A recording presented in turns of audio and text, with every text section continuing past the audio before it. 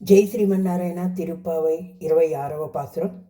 కర్కటే పూర్వ పల్గున్నాం తులసీ కాననోద్భవాం పాండ్యే విశ్వంబరాం గోదాం వందే శ్రీరంగనాయకీం மாளே மணிவண்ண மார்கன் நீராடுவான் மேளையார் செய்வனகள் வேண்டுவன் கேட்டியல் ஞானத்தி எல்லாம் நடுங்க முரல்வண்ண பாலன்ன வண்ணத்து உன் பாஞ்சசேனமே போல்வண்ண செங்கங்கள் போய் படுடை எனவை சாலப் பெரும் பறை பழனர் செப்பாறு கோள் விளக்கை கொடியை விதானமே ஆடி நிலையாய் அருள் ஏலோரேம்பாவாய் ఆండాళ్ తిరువడిగలే శరణం.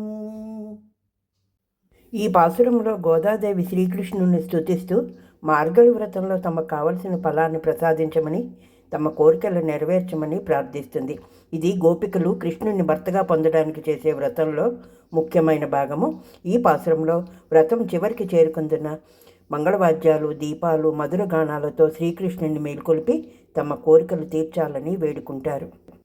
ఆశ్రితమో వ్యామోహమే స్వరూపముగా కలిగిన ఇంద్రనీలామణి వంటి శరీరం కలవాడా, ఓ వటపత్ర సాయి, మార్గశీర్షమాస స్నానము చేయగా వచ్చాం. మా పూర్వులను ఈ స్నానవ్రతాన్ని ఆచరించున్నారు.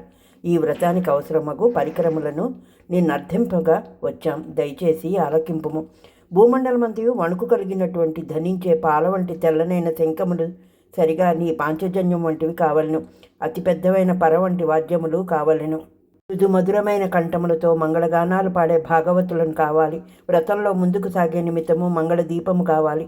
వ్రత సంకేతములు అనేక చాందినీలు కావాలి.